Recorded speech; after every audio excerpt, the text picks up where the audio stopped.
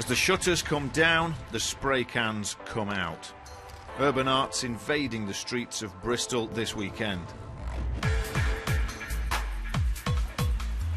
This is all official. The artists have got permission.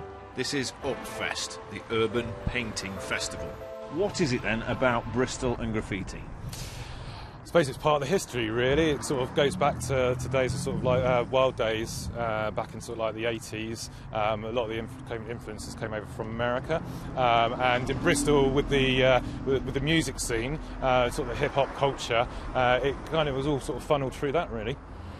Most of the artists start out with a design like this, but there's then 3 or 4 days of hard work to produce a full-size mural like this. And it's the scale of something like this that is so impressive. But this is the biggest street art festival in Europe.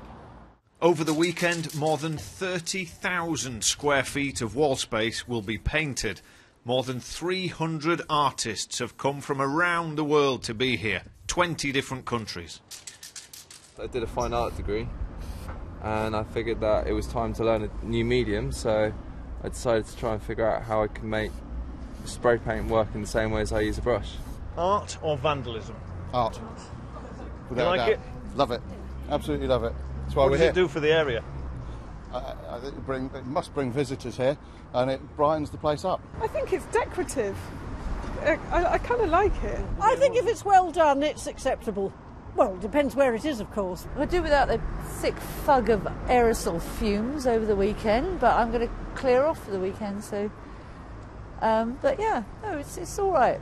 I know graffiti's often been seen as an act of vandalism in some places, but if you look around this area of Bristol, I think Upfest have managed to turn it into something that's really beautified the area. Just putting the finishing touches to my own effort. It's not much, really. I'm sure there'll be better produced over this weekend, but most of these artworks are not here to stay. The majority will be sprayed over by this time next year. Dan Johnson, BBC News, Bristol.